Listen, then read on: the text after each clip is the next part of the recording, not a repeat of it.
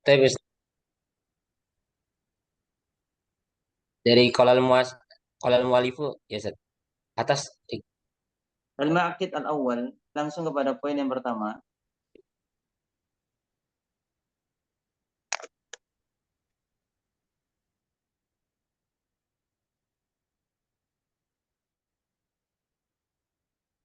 Kakak ada Halaman Ustaz. berapa tuh? 19 ya? Ya. Alhamdulillahirabbil alamin wa sallallahu wasallam ala nabiyyina Muhammadin wa ala alihi wa sahbihi ajma'in. Allahumma ighfir li ustadina wa li walidayhi wa li masyaikhihi wa lil muslimina ajma'in. Qala al-musannif waffaqahu Allah ta'ala al-ma'qidul awwal tathiru wi'a'il ilm wa huwa al-qalb.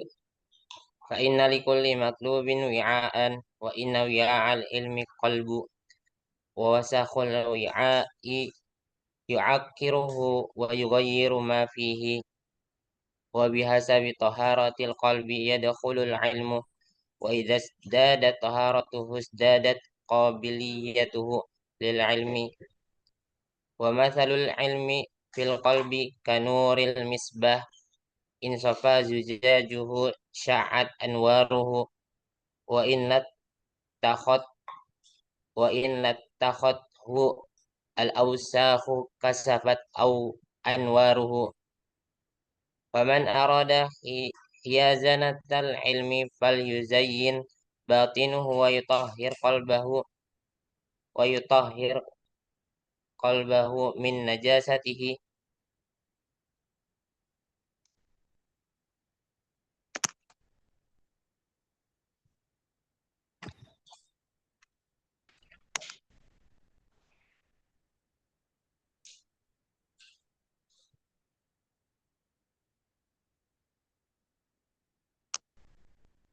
Al-Ma'aqid al-awwal. Tafadhal. Akmil.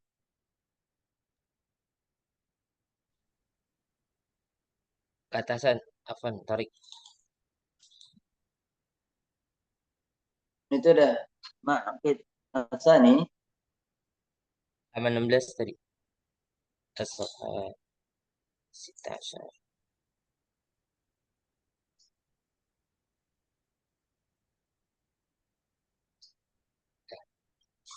Faman arada hiyazanatal ilmi falyuzayyin batinuhu wa yutahhir qalbahu min najasatihi. Fal ilmu jauharun latifun la yasluhu illa lil qalbin nadhif. Wa taharatul qalbi tarji'u ila aslain azimain. Ahaduhuma taharatuhu min najasati syubhat wal akharu taharatuhu min najasati syahwat. Walima litaharatil qalbi min sya'nin azimin. Umira bihan Nabi sallallahu alaihi wasallam fi awwali ma umir fi qawlihi ta'ala fi suratil mudassir wa siyabaka fatahhir fi qawli man yusaf man yufassiru athiyaba bil batini wa huwa qawlun hasanun lahu ma'khadun sahihun wa idza kunta tastahi min nadhari makhluqin mithlika ila wasakhi thawbika fastahi min nadharillahi ila qalbik wa fihi ihanun wa balaya wa dzunubun wa khataya.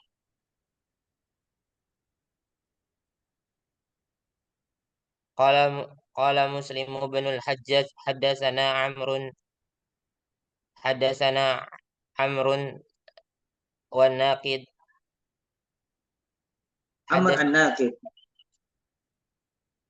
haddatsana Amr an-Naqid haddatsana Katsir bin Hisham haddatsana Ja'far bin Burqan an Yazid al-Asammi an Abi Hurairah radhiyallahu anhu anna Nabiy sallallahu alaihi wasallam qala innallaha ta'ala yanzuru ila suwarikum wa amwalikum walakin yanzuru ila qulubikum wa a'malikum.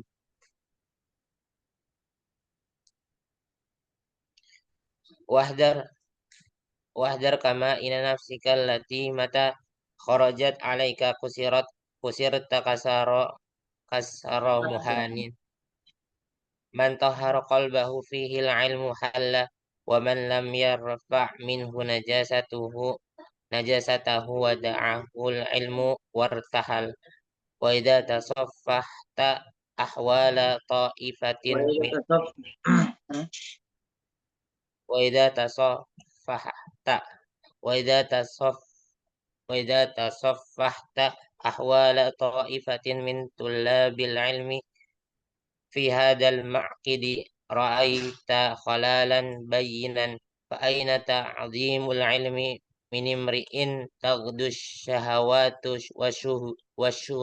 والشهبات والشبهات في قلبه وتروح تدعوه سورة محرمة وتست وتستهويه مقالة مجرمة أشوه المنكرات وتلذذ بالمحرمات به غل وفساد وحسد وعناد ونفاق وشقاق أن لهؤلاء وللعلم ما هم منه ولا هو إليهم قال سهل بن عبد الله حرام على قلب أن يدخله النور وفيه شيء مما يكره الله عز وجل. Alhamdulillah wassalatu wassalamu ala Rasulillah. Al-ma'qid al-awwal tathhiru wi'a'il ilmi. Adab yang pertama di dalam memuliakan ilmu yaitu adalah mensucikan wadah daripada ilmu. Sebelum kita membahas tentang masalah ilmunya, kita membahas masalah wadahnya, tempat untuk kita meletakkan di atasnya sesuatu yang sangat mulia, yaitu ilmu. Sesuatu yang mulia tentunya diletakkan di tempat yang juga mulia. Sesuatu yang baik tentunya diletakkan di tempat yang baik. Dan tempat yang baik untuk ilmu yaitu adalah hati. Ya, tempat yang baik itu adalah hati. Maka hendaknya para penuntut ilmu tatkala ingin mencari ilmu, maka diperhatikan hatinya. Dibersihkan dari segala noda yang dapat mengotorinya. Yang bersihkan segala najis yang menempel di hatinya, yaitu najis syubhat dan najis syahwat. Secara umum, najis itu terbagi menjadi dua, atau kotoran itu yang dapat hati terbagi menjadi dua, yaitu adalah kotoran bentuk syubhat. Yang kedua, kitab Al-Fawaid Ibnu Qayyim, bahwasanya Ibnu Qayyim rahimahullah taala menyebutkan usul najasatil qalbi, perkara dasar najisnya hati atau ternodanya hati itu terdapat di dalam 3 perkara. Ya, beberapa perkara yang menjadi usul ya, pada asalnya najisnya hati. Yang pertama adalah najasatul syirki, dan yang kedua adalah najasatul bid'ah, dan yang ketiga adalah najasatul al-ma'siyah. Jadi fondasi najisnya hati itu tidak lepas daripada 3 perkara, yaitu adalah najis dari segi syirik, najis syirik, yang kedua adalah najis bid'ah, dan yang ketiga adalah najis maksiyah. Kenapa disebutkan di sini najasa? Karena sesuatu yang tidak disukai. Kenapa di sini disebut dengan najasa? Karena itu dianggap sesuatu yang dapat mengotori, yang pada asalnya dia tidak ada, kemudian ada, dan ketika ada hendaknya dihilangkan. Maka di sini disebutkan oleh Ibnu Qayyim al-Jauziyah dengan menggunakan istilah najasa. Maka pada asalnya najasa itu terdapat di 3 perkara. Pertama, yaitu bersumber dari kesyirikan. Yang ketiga adalah bersumber daripada perbuatan bid'ah. Dan yang ketiga adalah bersumber daripada perbuatan maksiat. Syirik ini berkaitan tentang hak Allah. Bid'ah ini adalah berkaitan tentang hak Rasulullah SAW. Dan maksiat ini adalah yang berkaitan tentang diri kita dan orang lain. Maka sebelum kita mencari ilmu, siapkanlah wadah terbaik untuk bisa diletakkan di atas wadah tersebut ilmu, yaitu hati. Bersihkan hati. Sahal bin Abdullah rahimahullah ta'ala di dalam kitab Zuhud ya, wa raqa'iq lil Khatib Al-Baghdadi, beliau menyebutkan haram ala qalbin ayyadkhulahu nur.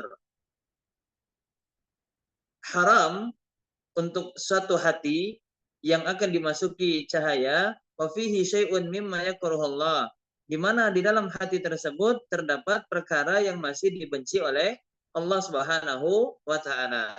Dan perkara yang dibenci oleh Allah tadi sudah kita bahas secara umum, yaitu adalah yang bersumber dari syubhat dan yang bersumber dari syahwat. Dan ditegaskan lagi oleh Ibnu Qayyim Al-Jauziyah di dalam kitabnya Fawaid, bahwasanya pada asalnya kotoran hati itu terbagi menjadi tiga, yaitu dari syirik, daripada kebid'ahan, ataupun daripada kemaksiatan. Maka kita bersihkan apapun noda-noda, apapun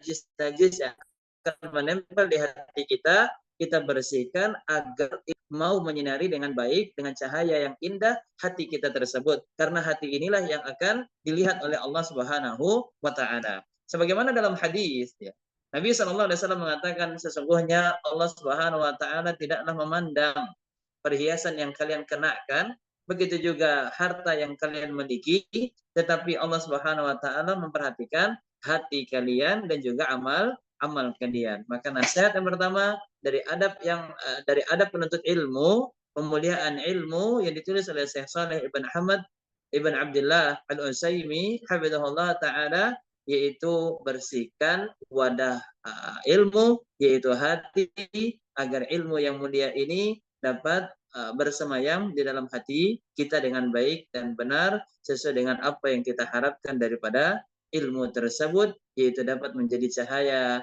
yang indah di dalam kehidupan kita. Naam, al-ma'qid asani.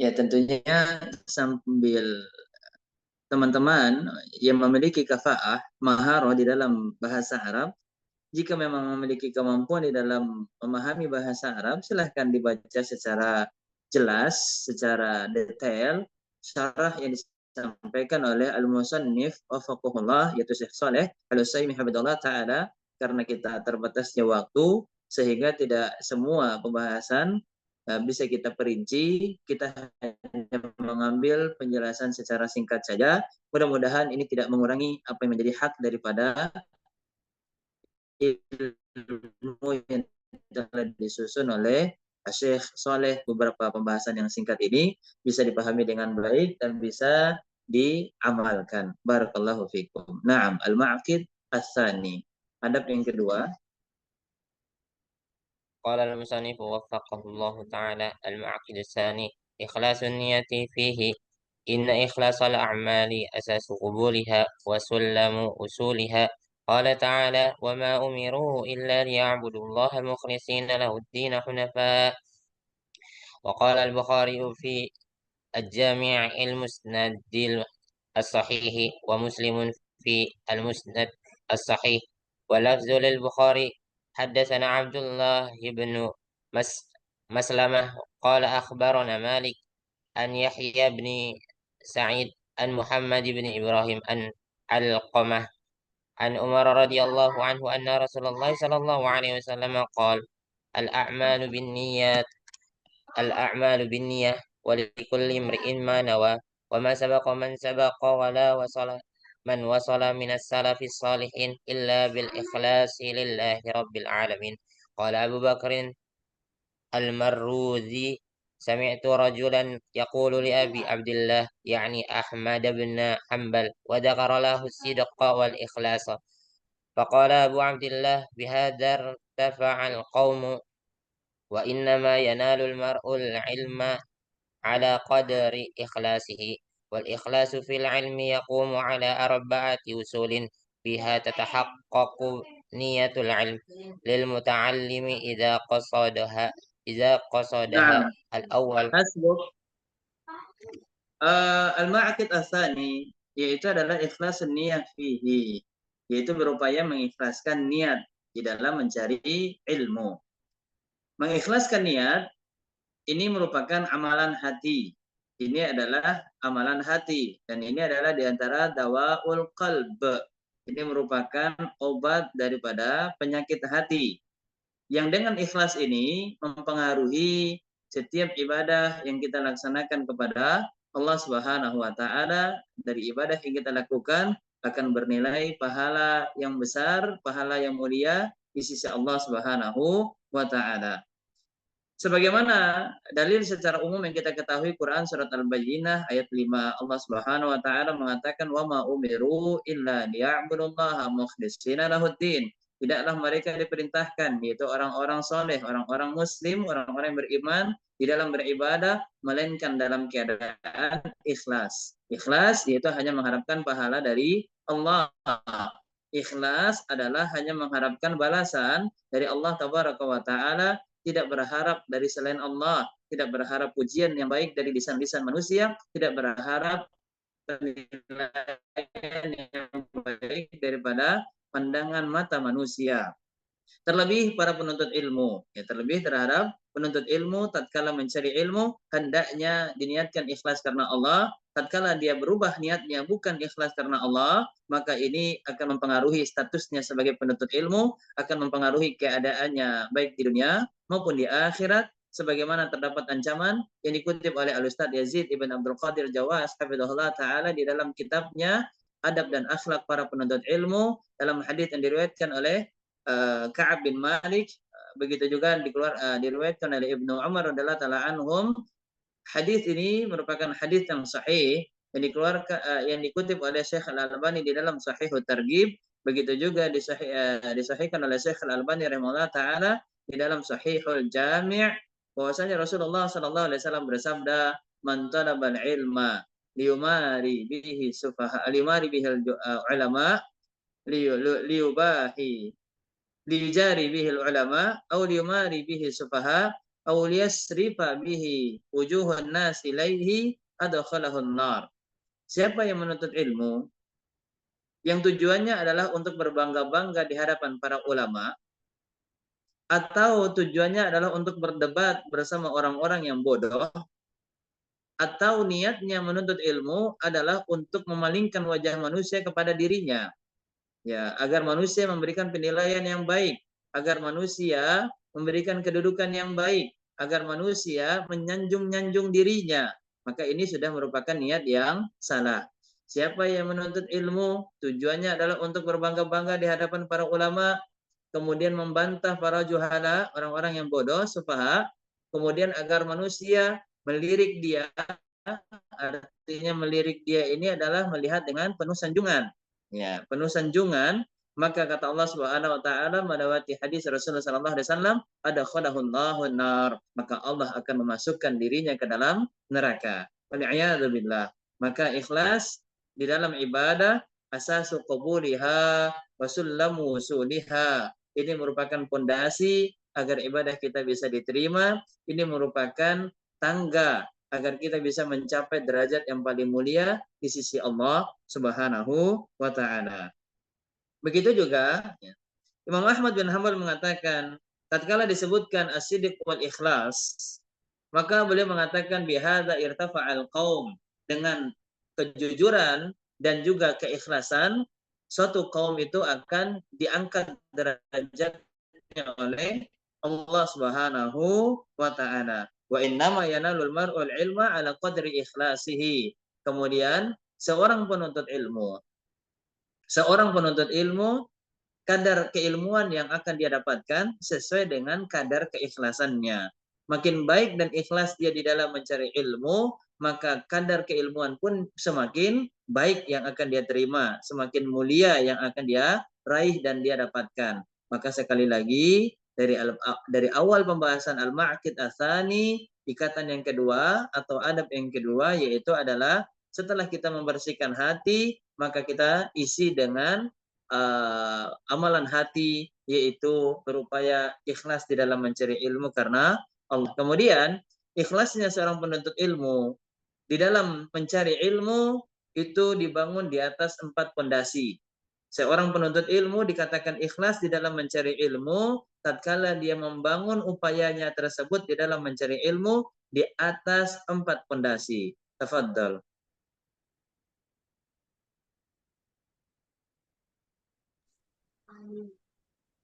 الأول Silahkan dilanjutkan bacaannya. نعم أستاذ. الأول رفع الجهل عن نفسه بتعريفها ما عليها من العبوديات وإيقافها على مقاصد الأمر والنهي. الثاني رفع الجهل عن الخلق بتعليمهم وإرشادهم لما فيه صلاح دنياهم وآخرتهم. ke bawah tarik. الثالث إحياء العلم وحفظه من الضياع. الرابع العمل بالعلم. Iya, ikhlas di dalam mencari ilmu itu berdiri di atas 4 pondasi. Seseorang dikatakan betul-betul ikhlas di dalam mencari ilmu apabila dia terpenuhi 4 syarat ini disebutkan oleh Syekh Saleh Al-Utsaimin hafizahullah taala di dalam kitab ini, yaitu yang pertama raf'ul jahli an nafsihi. Dia niatkan di dalam mencari ilmu untuk mengangkat kebodohan dari dirinya. Bagaimana caranya? Yaitu dengan mempelajari apa saja definisi daripada ibadah, kemudian bagaimana cara upaya dia di dalam menjalankan dan mengetahui mana itu perintah dan mana itu larangan. Artinya dia mempelajari apa saja yang berkaitan tentang ibadah, kemudian dia berupaya untuk bisa mengetahui tujuan daripada perintah dan larangan, serta dia berupaya untuk mengamalkannya. Artinya yang pertama ini adalah poin besarnya raf'al jahli an nafsi, yaitu mengangkat kebodohan dari dirinya. Kemudian yang kedua adalah mengangkat kebodohan dari orang lain. Dia ada niat untuk mengajarkan ilmu ini. Ya, mengangkat kebodohan dari orang lain dengan cara seperti apa? Bita'limihim wa irsyadihim. Ya, dengan mengajarkan mereka, dengan membimbing mereka, saudara-saudara kita, orang-orang yang kita cintai, keluarga-keluarga kita berupaya untuk mengajarkan mereka, kita berupaya untuk membimbing mereka, maka ini adalah upaya kita untuk mengangkat kebodohan daripada orang lain. Baik itu yang berkaitan tentang masalah perkara dunia ataupun yang berkaitan tentang masalah perkara akhirat, kita ajarkan kepada mereka. Kemudian perkara yang ketiga, seseorang itu dikatakan betul-betul keikhlasannya baik adalah ihya'ul ilmi, mencoba untuk menghidupkan ilmu. Menghidupkan ilmu. Bagaimana caranya menghidupkan ilmu? Yaitu dengan menghafalkannya, ya, dengan menjaganya, ihya'ul ilmi. Ya, tentunya baik itu dalam bentuk hafalan ataupun dalam bentuk tulisan, maka ini adalah upaya untuk menghidupkan ilmu.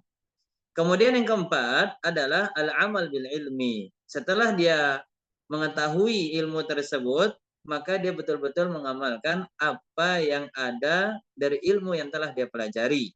Dia berupaya mengamalkan ilmu yang telah dia pelajari. Maka 4 perkara ini arba'atu usul tatahaqqaqu niyatul ilmi lil muta'allim idza qasadaha.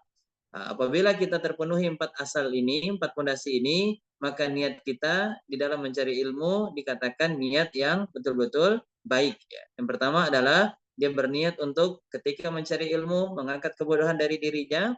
Kemudian yang kedua mengangkat kebodohan dari orang lain. Kemudian yang ketiga dia berupaya untuk menghidupkan ilmu dengan menghafalkan, dengan mencatat. Kemudian yang keempat dia berupaya untuk mengamalkan ilmu. Naam. واصل القراءة. طيب.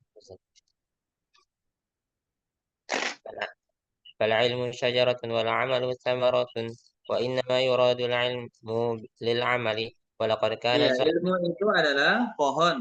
Ibaratnya seperti pohon dan amal itu adalah ibaratnya seperti buah. Pohon tanpa buah tentunya tidaklah memberikan manfaat.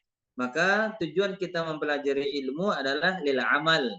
Innama yuradu al-ilmu lil amal. Tujuan kita untuk mencari ilmu adalah untuk amal.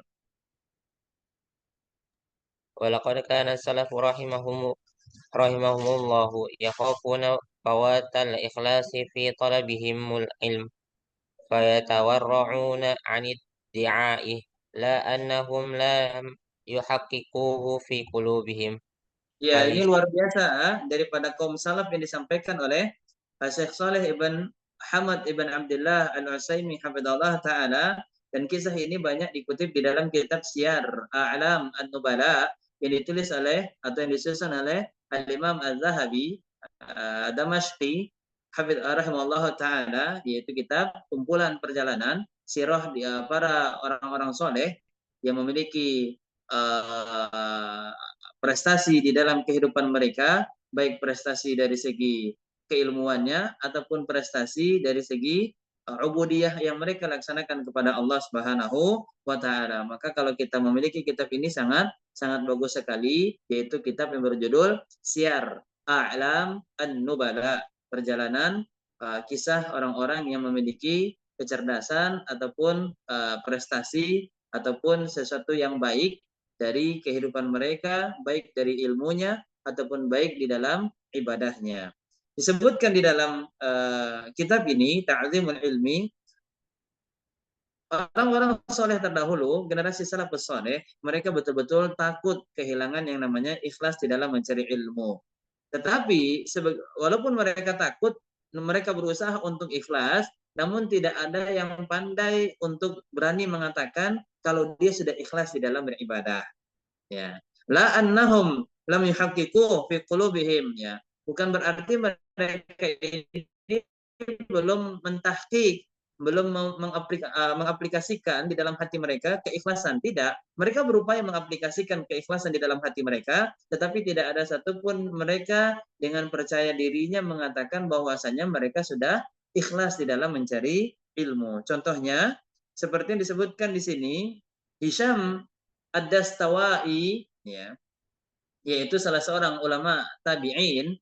Beliau merupakan asal daripada Basrah.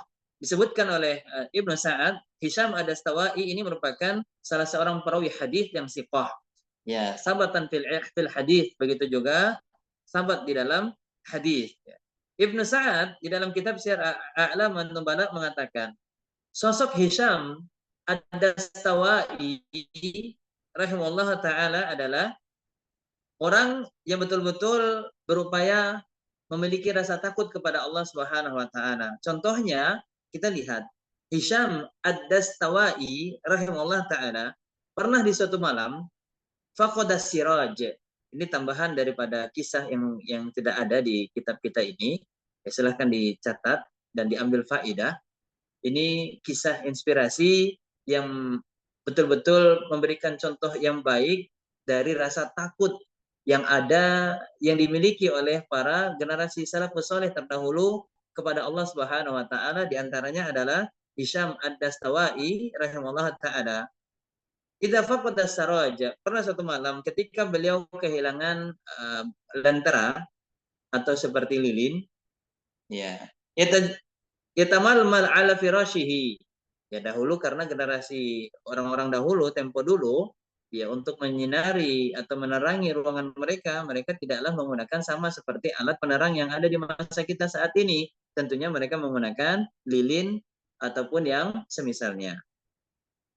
Ketika lilin itu hilang, ya, mungkin dibawa oleh keluarganya untuk menyinari, menerangi ruangan yang lain sesuai dengan kebutuhan mereka, karena terbatasnya alat untuk menerangi ruangan mungkin ketika itu, ya tamalmal ala firashihi, seolah-olah dia tidak mendapatkan ketenangan, ya, di atas kasurnya tersebut.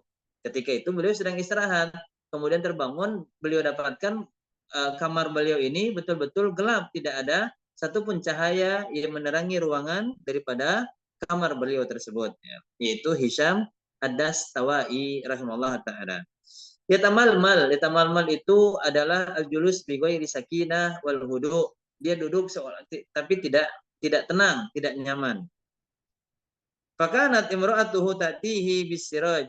Tak lama kemudian istri daripada Hisham Ad-Dastawai rahimahullah taala membawa kembali alat penerang tersebut, ya. Dan melihat keadaan suaminya tersebut, ya, Akhirnya suaminya mengatakan apa? Inni faqadtu siraj, zakartu zulmat al-qabr.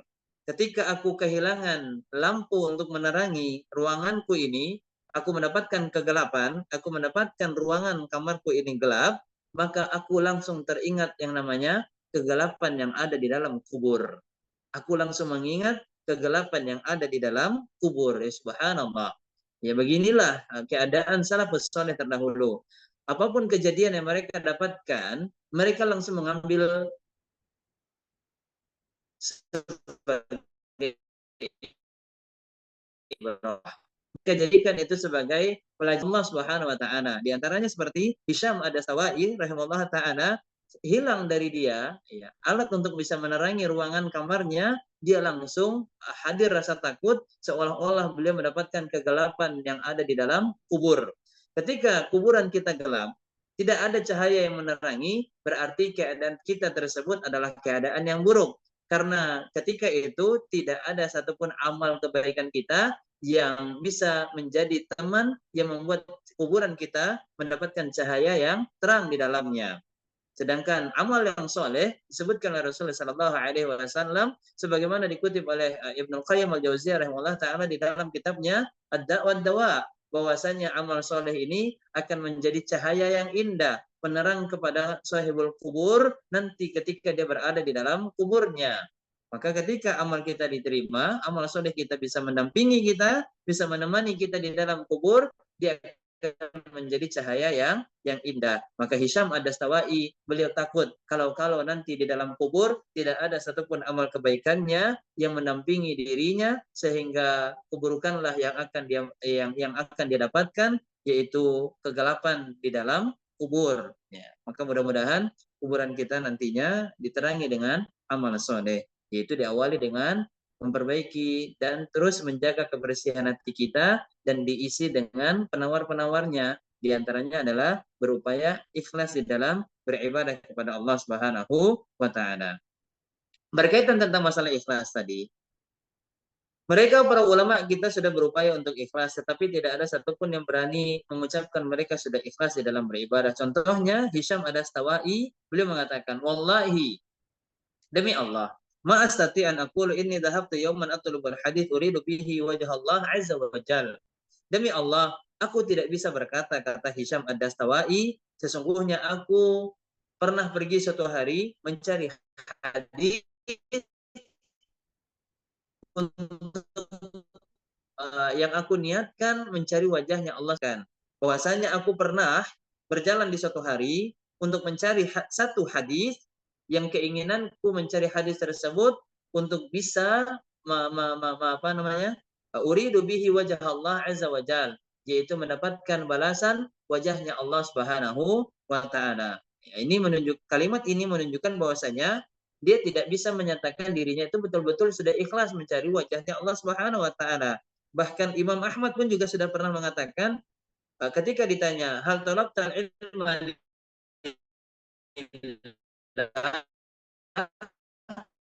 apakah engkau pernah menuntut ilmu karena Allah? Aziz, karena Allah ini merupakan perkara yang sangat agung, perkara yang sangat besar, perkara yang sangat mulia. Walakinnahu syai'un hubbiba ilayya fatalabtuhu. Perkara ikhlas di dalam mencari ilmu, kata Imam Ahmad bin Hambal, merupakan perkara yang aku berupaya senang dengannya di dalam mencari ilmu. Berupaya senang. Bukan berarti beliau mengatakan apa? Aku telah ikhlas di dalam mencari ilmu. Maka dari sini kita mendapatkan para salafus saleh terdahulu, mereka berupaya ikhlas di dalam mencari ilmu, di dalam melaksanakan ibadah karena Allah Subhanahu wa taala, tetapi tidak ada satupun di antara mereka yang pandai dari lisan mereka mengucapkan mereka sudah ikhlas karena Allah Subhanahu wa taala. Artinya apa? Teruslah berupaya untuk ikhlas ya. Teruslah berupaya untuk ikhlas. Kemudian di akhir daripada pembahasan kitab ini, kita lihat secara singkat saja, yaitu Sulaiman Al-Hashimi. Sulaiman Al-Hashimi. Rahimahullah ta'ala, Sulaiman Al-Hashimi sedikit kita juga mengenal sirahnya. Ini merupakan salah seorang ulama salafus saleh dari generasi tabi'in. Ya, disebutkan di dalam kitab Syiar A'lamin Nubala, yang ditulis oleh Al-Imam Az-Zahabi rahimahullah taala, terdapat perkataan Al-Imam Asy-Syafi'i berkaitan tentang masalah Sulaiman Al-Hashimi. Beliau mengatakan ini sebagai pujian daripada Al-Imam Asy-Syafi'i kepada Sulaiman Al-Hashimi. Ma ra'aitu aqal. Tidak pernah aku mendapatkan ataupun aku melihat orang yang paling cerdas, ya. Orang yang paling berakal.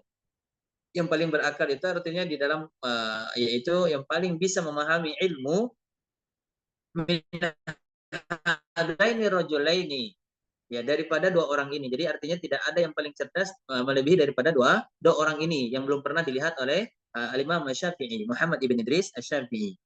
Yang pertama, pujian yang diberikan oleh Imam Asy-Syafi'i adalah orang yang paling cerdas, yaitu adalah Imam Ahmad bin Hambal. Imam Ahmad bin Hambal.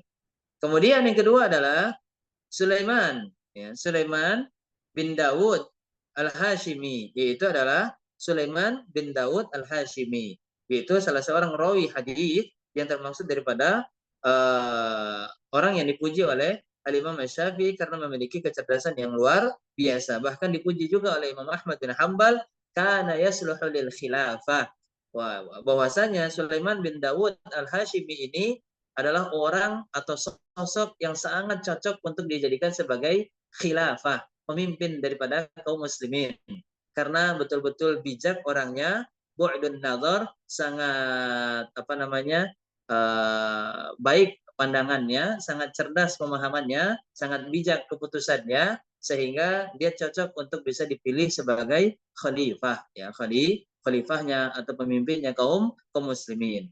Kita lihat Sulaiman ibn Dawud Al-Hashimi rahimahullah taala mengatakan, "Rubbama uhadditsu bihaditsin wahidin wali niyatun." Bisa jadi aku meriwayatkan satu hadis, kemudian aku memiliki satu niat. Fa idza ataitu ala ba'dihi, baru aku menyampaikan sebagian dari satu hadis tersebut, taghayyarat niyati.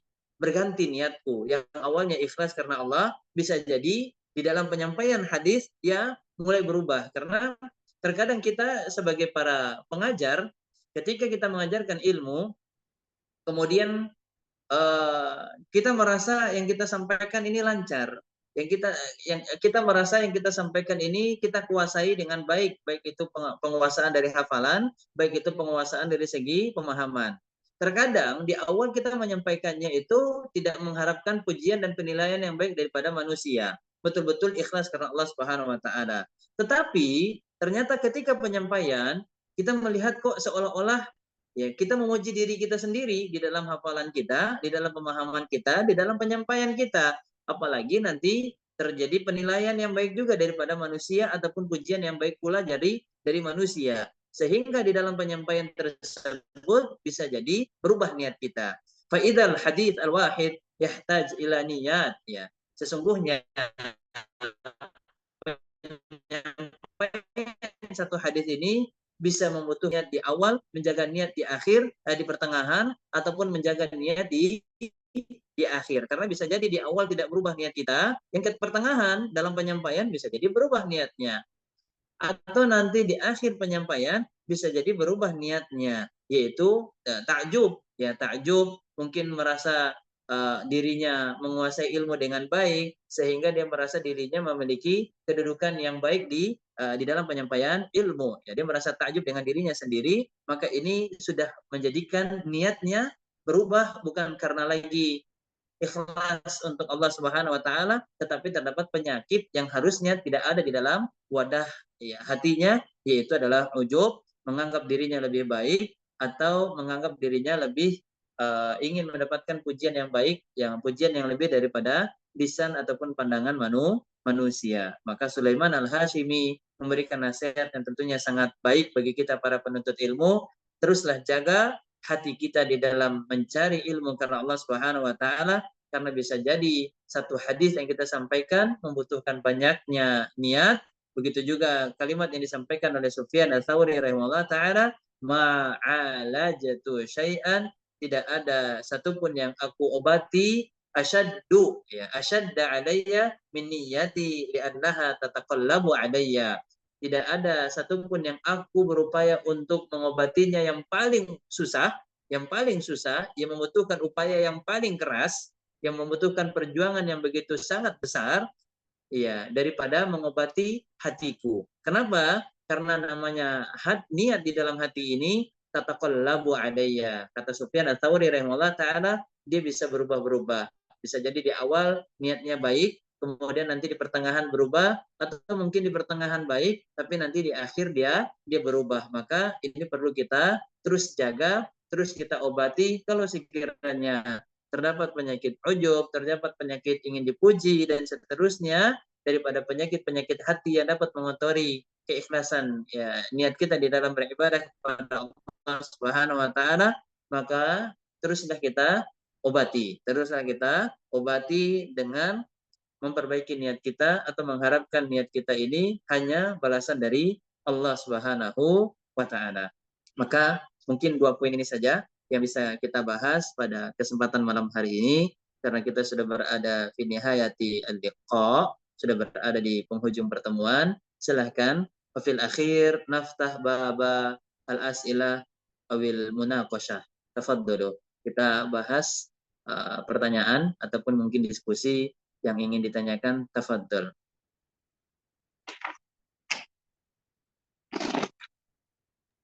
Masya Allah. Syukran jazilan, syukran kathiran Ustadz Noftriyadi atas penyampaian materinya ya. Masya Allah ya teman-teman. Ada beberapa ya, ada penuntut ilmu yang mungkin sampai saat ini belum benar-benar diperhatikan itu. Salah satunya itu masalah niat. Karena masalah niat ini sangat penting ya teman-teman. Gitu. Dan selanjutnya adalah dibuka sesi tanya jawab. Ana buka sesi tanya jawab dengan 2 penanya, masing-masing 2 penanya untuk ikhwan dan 2 penanya untuk akhwat. Yuk teman-teman, jika yang ada yang ingin ditanyakan segera raise hand ya teman-teman. Dimulai dari yang ikhwan dulu. Tafadhol Husnul.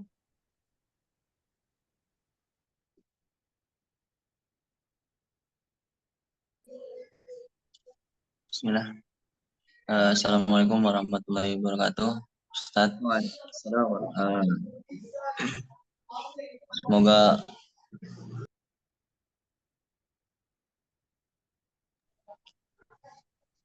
Semoga Allah berkahi ilmunya, Ustadz, dan sehatkan badan antum, dan juga berkahi pertemuan kita buat teman-teman semua. Semoga ilmunya bermanfaat. Van izin tanya, Ustadz, kalau misalkan kita berharap surga itu gimana, Ustadz? Jadi berharap imbalan surga, apakah itu termasuk dari ikhlas dalam menuntut ilmu, Ustadz? Nah, barakallahu fiik, Akhi Husnul, Abdul Qadar, Malaysia Abdul Qadir. Baik. Apakah kita boleh mengharap surga? Maka jawabannya boleh. Untuk itulah kita diajarkan untuk berdoa kepada Allah Subhanahu wa taala dari hadis yang dikutip oleh di dalam Kitabul Adab, Syekh Fuad Ibn Abdul Aziz Asy-Syalhub hafizallahu taala, bahwasanya Nabi sallallahu alaihi wasallam mengajarkan kita doa untuk meminta surga dan berlindung daripada siksaan api neraka. Allahumma inni as'aluka jannah wa a'udzubika minan nar. Bahkan di akhir daripada surat Al-Kahfi, Allah Subhanahu wa taala berfirman, "Faman kana yarju liqa'a rabbih faly'amal 'amalan shalihan wa la yusyrik bi ibadati rabbih ahada." Siapa yang berharap berarti dia punya keinginan balasan untuk melihat wajahnya Allah Subhanahu wa taala, maka hendaknya dia beramal soleh. Maka beramal soleh tujuannya untuk mencari wajahnya Allah Subhanahu wa taala, dan wajahnya Allah hanya kita dapatkan di dalam surga, ya. Lilladzina ahsanul husna wa ziyadah. Allah Subhanahu wa taala mengatakan orang-orang yang melakukan kebaikan, dia akan mendapatkan kebaikan, balasan kebaikan pula, wa ziyadah, yaitu ya tambahan daripada kebaikan tersebut di dalam surganya Allah Tabaraka wa taala. Dia dapat melihat wajahnya Allah Subhanahu wa taala. Dengan kita dimasukkan ke dalam surga, ini adalah merupakan balasan kebaikan dari kebaikan yang sudah kita laksanakan di dunia. Bahkan nanti bukan hanya dimasukkan ke dalam surga kita dapatkan, tetapi juga ada ziyadah. Ziyadah itu adalah tambahan, dan disebutkan oleh banyaknya ahlul ilmi, yang dimaksud dengan tambahan di sini adalah dapat melihat wajahnya Allah Subhanahu wa Ta'ala. Bahkan di dalam definisi takwa yang disampaikan oleh Talaq ibn Habib, rahimahullah taala, salah seorang ulama tabi'in juga, Abdullah ibnu Mas'ud kalau tidak salah ya. Bahwasanya Talaq ibn Habib rahimahullah taala pernah berkata, "At-taqwa an ta'mala li ta'atillah ala nurin min Allah tarju sawab Allah." Yang namanya takwa itu adalah engkau melaksanakan ketaatan, ya, kemudian di atas cahayanya Allah, kemudian engkau berharap dari ketaatan tersebut bisa mendapatkan balasan dari Allah Subhanahu wa Ta'ala. Dan di antara balasan yang kita harapkan dari Allah adalah surganya Allah Tabaraka wa Ta'ala. Kemudian takwa juga disampaikan oleh Talaq ibn Habib rahimahullah ta'ala, yaitu adalah antatruk maksiat Allah ala nurin min Allah takhufu iqab Allah, ya. Yaitu engkau meninggalkan maksiat di atas cahayanya Allah karena engkau takut daripada hukuman Allah. Dan di antara hukuman yang kita takuti dari Allah Subhanahu wa taala adalah siksaan api neraka. Maka boleh tatkala kita beribadah, kita niatkan untuk mencari pahala, mencari balasan, mencari surga, mencari wajahnya Allah agar dimasukkan ke dalam tempat yang penuh kenikmatan, yaitu surga. Begitu juga tatkala kita meninggalkan kemaksiatan, kita berupaya meninggalkan dosa, kita berupaya untuk membersihkan hati kita daripada najasatul syubhat wa najasatul syahwat. Ya, tujuannya adalah untuk kita bisa selamat daripada siksa api neraka, maka itu adalah perkara yang diperbolehkan. Bahkan itu adalah merupakan perkara yang sangat dianjurkan di dalam ibadah, karena dengan kita niatkan berharap adanya balasan, itu akan menambahkan semangat kita di dalam beribadah. Ya, kalau bukan karena balasan itu, maka tentu kita tidak akan semangat di dalam beribadah. Maka sangat diperbolehkan, bahkan dianjurkan kita untuk berharap mendapatkan balasan dari setiap kebaikan yang kita laksanakan. Naam. Ya, Abdullah ibnu Abbas kalau tidak salah ya, Talaq ibn Habib rahimahullah ta'ala, murid daripada Abdullah ibnu Abbas. Naam.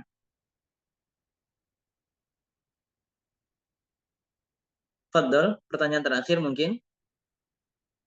Oke, Toyib, bagaimana? Sudah terjawab, Husnul? Nah, sudah terjawab, Tarik. Syukran jazakallah khair, Ustaz. Oke, Toyib, selanjutnya ada di sini ada Bapak Tosis Hudianto, dipersilakan untuk bertanya, Pak. Ya, izin Ustadz, dengan segala kekurangan kami ingin menanyakan, terutama berkaitan dengan najis hati tadi, Ustadz.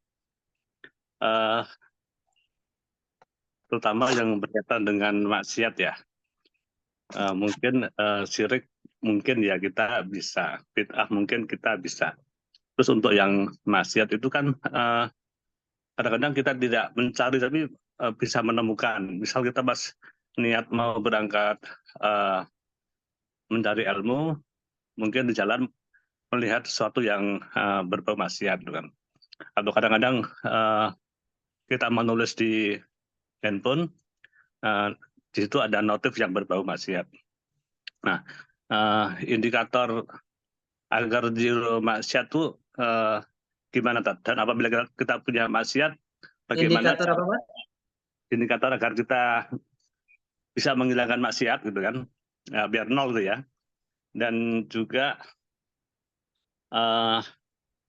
bagaimana caranya, mungkin ada doa atau apa gitu kan, biar mendapatkan ilmu yang betul-betul sesuai dengan tidak memiliki najis hati tadi.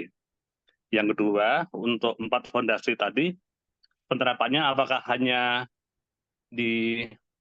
untuk mencari ilmu agama atau mencari ilmu yang bersifat umum seperti di kampus dan sejenisnya. Terima kasih. Nah, Afwan, barakallahu fiikum. Yang pertama adalah bagaimana caranya agar kita terhindar daripada dosa. Maka jawabannya, selama kita masih hidup di dunia tidak akan lepas daripada dosa. Ya, karena kita masih ada syaitan. Ya, wala tattabi'u khutuwati syaitan innahu lakum aduwwum mubin. Ya, selama kita hidup di dunia, maka selama itu pula kita akan selalu dihadirkan gangguan daripada syaitan. Ya. Maka bagaimana caranya agar kita selamat? Isi diri kita dengan zikir, isi diri kita dengan hal-hal yang bermanfaat.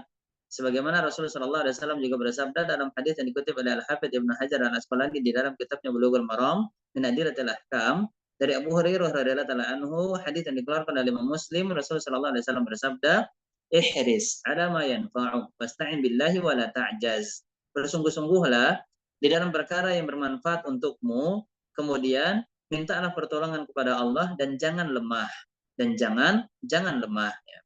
Bersungguh-sungguh di dalam perkara yang bermanfaat, yaitu upayakan diri kita untuk berzikir, upayakan diri kita untuk terus berdoa, isi hari-hari kita dengan perkara yang dicintai dan diridhai oleh Allah Subhanahu wa taala, seperti ketika kita baru bangun tidur, kita sudah membaca doa bangun tidur, di pagi hari kita sudah berzikir, zikir-zikir pagi, zikir setelah sholat, zikir yang dianjurkan untuk kita baca, zikir sore sebelum tidur. Maka apapun zikir yang dianjurkan, dirutinkan di dalam setiap hari kita, diupayakan untuk kita bisa membacanya. Ibnu Qayyim al-Jauziyah rahimahullah taala mengatakan demikian pula, sebagaimana hati ini kuat diisi, dibentengi dengan zikir kepada Allah Subhanahu wa taala, maka makin kuat diri kita daripada kelalaian ataupun godaan ataupun serangan yang datang daripada musuh manusia, yaitu syaitan. Maka bentengi diri kita, hati kita ini dengan benteng yang kokoh, benteng yang kuat, yaitu adalah dengan senantiasa kita berzikir kepada Allah Subhanahu wa taala, karena dengan kita berzikir kita akan terselamatkan daripada gangguan syaitan. Dengan kita berzikir hati kita akan menjadi tenang. Dengan kita berzikir kita pun akan terselamatkan daripada laknatnya Allah Subhanahu wa taala. Dalam hadis ya, yang diriwayatkan dari Ibnu Majah, bahwasanya Rasulullah SAW bersabda, "Ad-dunya ma'unatun mal'unun ma fiha illa zikrullah wa ma wala au aliman au muta'alliman." Dunia ini adalah tempat yang dilaknat, kata Rasulullah SAW, yaitu tempat yang dijauhkan daripada rahmatnya Allah Subhanahu wa taala. Dan maksiat adalah salah satu daripada perkara yang menjadikan manusia terjauhkan daripada rahmatnya Allah Tabaraka wa taala. Bagaimana caranya agar kita senantiasa mendapatkan rahmat? Illa zikrullah, yaitu orang yang berupaya ingat kepada Allah, wa mawala, dan berupaya melakukan perkara yang memudahkan dia untuk bisa mengingat Allah Subhanahu wa taala. Wa au aliman au muta'alliman, au aliman au muta'alliman. Kemudian selanjutnya orang yang bisa dimudahkan untuk mendapatkan rahmat Allah dan dijauhkan daripada laknatnya Allah Subhanahu wa taala, kata Rasulullah sallallahu alaihi wasallam, yaitu orang yang berupaya berilmu, mempelajari ilmu, dan yang kedua adalah orang yang berupaya untuk mengajarkan ilmu. Kemudian ihris ala ma yanfa'uk wasta'in billah. Mintalah pertolongan kepada Allah Subhanahu wa taala. Berdoa agar kita dijauhkan daripada godaan syaitan, berdoa agar kita dikuatkan langkah kaki kita di atas ketaatan, di atas ibadah kepada Allah Subhanahu wa taala, berdoa dengan doa yang terdapat di banyak ayat Al-Qur'an ataupun terdapat di banyak hadis-hadis Rasulullah sallallahu alaihi wasallam, dan itu doa-doa sudah disusun dan dikumpulkan oleh di antaranya Al-Ustaz Yazid Ibn Abdul Qadir Jawas hafizahullah taala di dalam kitabnya, yaitu doa, kumpulan doa dan wirid ya, kumpulan doa dan wirid. Maka itu terdapat doa-doa yang baik. Di antaranya yaitu Rabbana la tuzigh qulubana ba'da id hadaitana wa hab lana min ladunka rahmah innaka antal wahhab. Di antaranya ya muqallibal qulub tsabbit qalbi ala dinik. Nah, ini adalah di antara doa agar kita dikokohkan langkah kita oleh Allah Subhanahu wa taala di atas ketaatan dan tidak dipalingkan setelah kita mendapatkan hidayah dari Allah Subhanahu wa taala. Kemudian yang kedua, bagaimana caranya agar kita bisa terhindar juga dari maksiat? Pandai-pandai kita memilih teman. Ya, pandai-pandai kita memilih teman, orang-orang yang soleh, orang-orang yang soleha, karena teman ini juga termaksud dari indikator atau sebab yang besar yang menjadikan kita tergelincir, ya lalai daripada mengingat Allah Subhanahu wa taala, bahkan bisa mengajak kita di dalam kemaksiatan. Makanya Rasulullah sallallahu alaihi wasallam bersabda, "Al-mar'u 'ala dini khalilihi falyanzur ahadukum man yukhadil." Seseorang itu kualitas agamanya tergantung daripada temannya. Ya, maka dan juga dalam hadis ya, yang diriwayatkan oleh Jabir dari Imam Muslim bahwasanya Rasulullah SAW juga bersabda, la tusahib illa mu'minan. Janganlah kalian berteman kecuali bersama orang-orang yang betul-betul beriman dengan keimanan yang baik kepada Allah Subhanahu wa taala. Maka bertemanlah kita dengan teman-teman yang baik di dalam ilmu agamanya, bertemanlah kita dengan teman-teman yang baik di dalam keimanannya, karena jika mereka baik, maka kita pun akan diberikan kemudahan oleh Allah Subhanahu wa taala menjadi hamba yang baik, baik di dalam iman, baik di dalam ilmu, baik juga di dalam ketaatan kepada Allah Subhanahu wa taala. Kemudian yang terakhir yang berkaitan tentang apa tadi Pak? Lupa saya pertanyaan yang terakhir itu. Doa ya agar mendapatkan ilmu yang dimudahkan untuk ilmu yang bermanfaat ya kalau tidak salah ya. Ini penerapan 4 fondasi tadi apakah hanya untuk ilmu agama atau Baik. Ya, apakah di dalam 4 fondasi tersebut yang dimaksud termaksud daripada ilmu yang bermanfaat, keikhlasan kita? Maka jawabannya sekalipun ilmu dunia ya, jika memang kita niatkan ilmu dunia tersebut adalah bermanfaat untuk perkara agama kita, maka ini akan menjadikan ilmu dunia ini sebagai ilmu yang memudahkan kita mendapatkan pahala. Ya, memudahkan kita mendapatkan pahala. Tetapi 4 perkara yang dimaksud tadi yang disebutkan oleh penulis, Syekh Saleh Ibn Hamad Ibn Abdullah Al-Utsaimin hafizahullah taala di dalam kitabnya Ta'zimul Ilmi, ini hanya berkaitan tentang masalah ilmu agama. Karena ilmu inilah yang diwajibkan bagi kita untuk mempelajarinya, karena ilmu inilah yang akan mendekatkan kita dengan baik dan benar di dalam beribadah kepada Allah Subhanahu wa taala. Sebagaimana ini diisyaratkan oleh Nabi sallallahu alaihi wasallam dalam hadisnya yang sahih dan dikeluarkan oleh Ibnu Majah dari Anas bin Malik, Rasulullah sallallahu alaihi wasallam bersabda, "Talabul ilmi fardhatun ala kulli muslim." Menuntut ilmu hukumnya adalah wajib bagi setiap muslim, dan yang dimaksud dengan ilmu yang wajib kita pelajari yaitu adalah ilmu yang memiliki kemuliaan dan keutamaan, yaitu adalah ilmu agama yang bersumber dari firman Allah Subhanahu wa taala dan bersumber dari hadis-hadis Rasulullah sallallahu alaihi wasallam. Maka 4 fondasi tadi ini hanyalah fondasi yang memang berkaitan tentang masalah ilmu agama. Tetapi sekalipun ini hanya berkaitan tentang ilmu agama, namun tadi sebagaimana yang telah saya sampaikan, walaupun ilmu dunia yang kita pelajari, namun kita berupaya menghadirkan niat dengan kita mempelajari ilmu dunia ini bisa mendatangkan manfaat untuk agama kita, mendatangkan manfaat untuk orang-orang yang banyak, maka insya Allah niat kita tersebut pun juga akan bernilai pahala di sisi Allah Subhanahu wa taala. Makanya inilah pentingnya kita menghadirkan niat di dalam setiap kebaikan yang kita laksanakan, karena niat inilah yang akan mempengaruhi kualitas daripada ibadah kita, sebagaimana dalam hadis muttafaqun alaih Nabi sallallahu alaihi wasallam bersabda, innamal a'mal binniyat wa innamal likulli imri'in ma nawa. Kemudian Abdullah ibn Mubarak rahimahullah taala juga mengatakan, ruba amalin sagirin tu'adzimu niyah wa ruba amalin kabirin tusaggiru niyah. Betapa banyak amalan yang besar bernilai kecil pahalanya disebabkan niat, begitupun sebaliknya betapa banyak amalan yang kecil tetapi bisa mendapatkan ganjaran yang besar di sisi Allah Subhanahu wa taala disebabkan karena niatnya. Maka sekalipun ilmu dunia, tetapi karena kita niatnya ilmu tersebut untuk bermanfaat kepada orang lain, maka insya Allah niat kita tersebut akan mendapatkan ganjaran yang besar di sisi Allah Subhanahu wa taala. Bahkan itu bisa mengantarkan kita masuk ke dalam hadis Rasulullah sallallahu alaihi wasallam, bahwasanya Rasulullah sallallahu alaihi wasallam bersabda, khairun nas ahsanuhum khuluqan wa anfa'uhum linnas. Sebaik-baik manusia adalah yang paling baik akhlaknya dan yang paling bermanfaat untuk manusia. Maka kalau ilmu dunia yang kita pelajari bisa bermanfaat untuk orang lain, bisa membantu urusan-urusan dan hajat manusia, maka kita termaksud daripada orang yang dikatakan oleh Nabi Shallallahu Alaihi Wasallam sebaik-baik manusia karena bisa memberikan manfaat, sekalipun itu manfaat dunia, apalagi itu berkaitan tentang masalah manfaat akhirat. Ya, baik, itu saja ya teman-teman sekalian. Ikhwatul iman wa akhwati fillah rahimani wa rahimakumullah jami'an. Jazakumullah khairan atas waktunya. Jazakumullah khairan panitia untuk wadah yang telah difasilitasi. Semoga segala usaha yang kita telah laksanakan dari panitia yang hadir dan semuanya tercatat pahala yang besar di sisi Allah Subhanahu wa taala. Barakallahu fiikum wa sallallahu ala nabiyina Muhammadin wa ala alihi wa sahbihi wasallam. Subhanakallahumma bihamdik asyhadu an la ilaha illa anta astaghfiruka wa atubu ilaik. Jazakumullahu khairan. Assalamualaikum warahmatullahi wabarakatuh. Waalaikumsalam warahmatullahi wabarakatuh. Syukran katsiran wa jazakallahu khairan para Ustadz Nofriyadi atas penyampaian materinya.